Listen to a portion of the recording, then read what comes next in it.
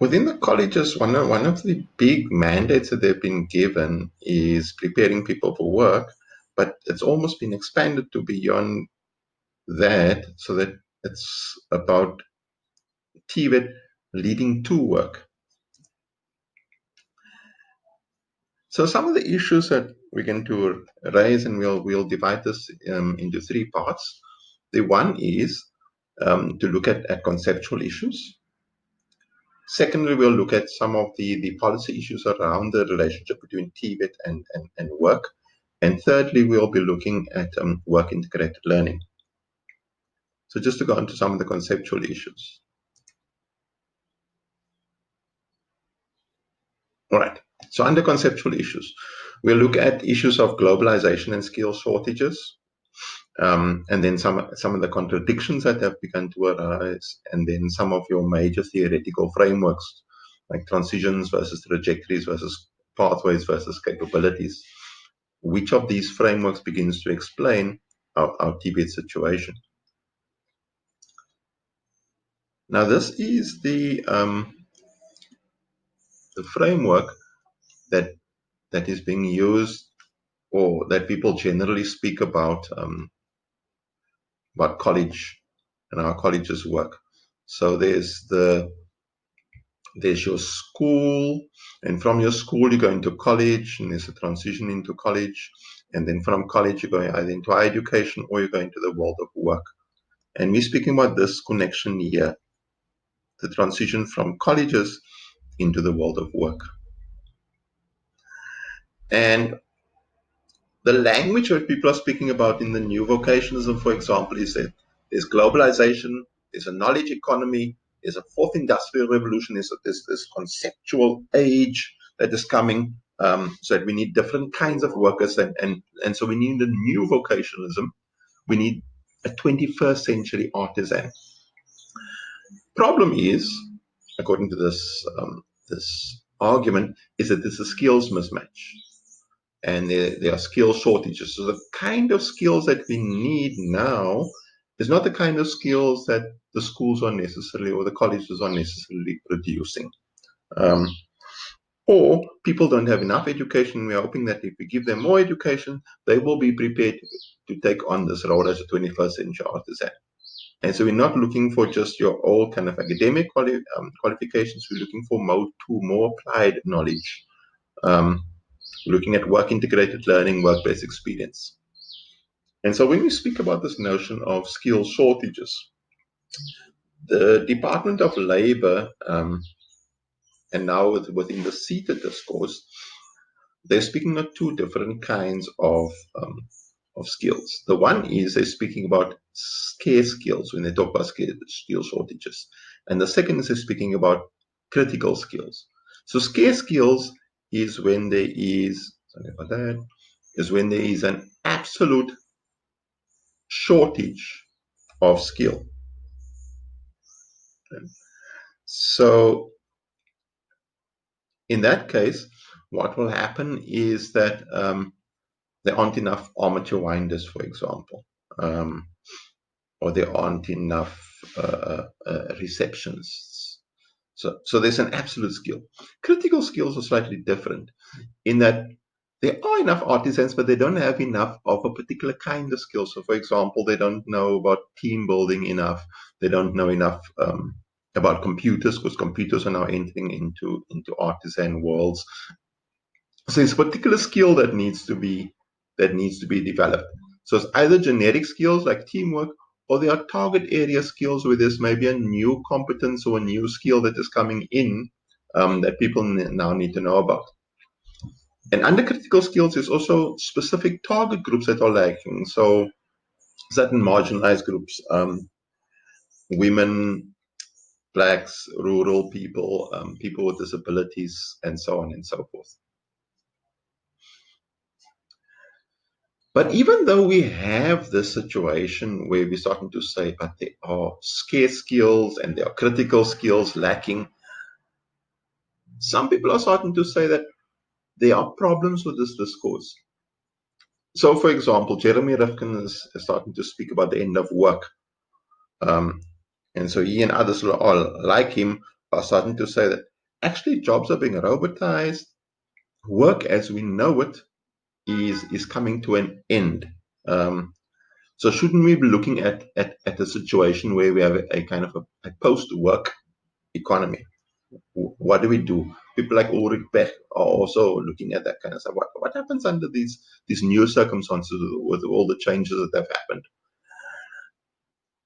Another view, this is Braverman from some time back, but also John Gamble has been doing some work around this, where they're starting to say that instead of work becoming more skilled, some work is actually becoming de-skilled. So you'll have, for example, John Gamble was looking at the baking industry. So people are not necessarily craftspeople anymore. So in the past, you used to be able to bake everything. All right. Now you have people who specialize in maybe making bread and specialize in making cakes. So there are certain places where people are specialized, and then you get some places where people are simply they're simply operators, where people don't know how to bake bread themselves. They only deal with one small component of making the bread, but the factory actually makes the bread, um, and the machines make the bread, and they just have to operate the machines. Right. So people are not necessarily more skilled, but in some places, people are actually becoming de-skilled in terms of what it is that they must do. So that's a contradiction in terms of how we thought the economy was going to operate and how it is in fact operating. But all these things, Campbell says, they operate side by side. So you have very skilled artisans and you have de-skilled labor processes. The third area, and I think this is important for us understanding where the colleges are.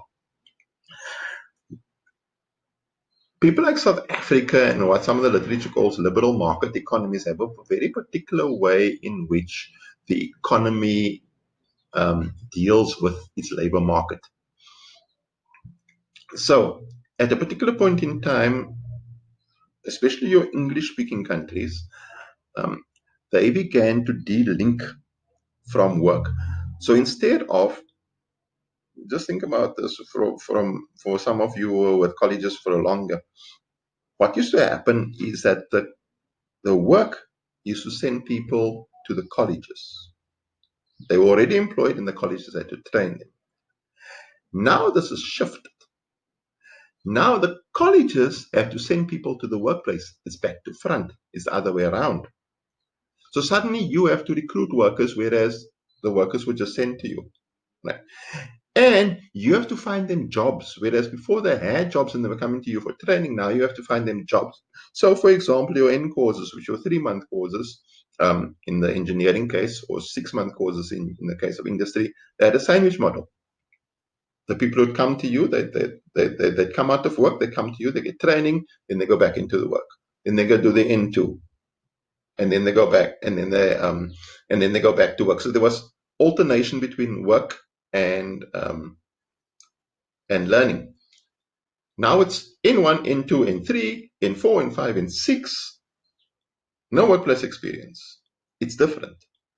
In fact, what had happened with the NCV is that because there was no work experience, because there was all this pre-employment training, the NCV needed to include a practical component rather than being exam-based. And some people have been saying that actually people are still working in the exam-based mode, and that practical component hasn't been as strong.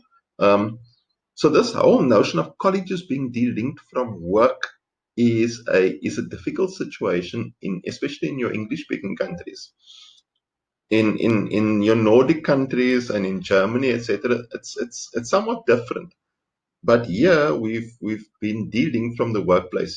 And whereas people used to have places like Eskom and Transnet and all those places under the old regime, for some reason under the new regime, those places are no longer available in the same way in which they were under the old regime for people to get workplace experience where they can go to work and get their training while they're at work.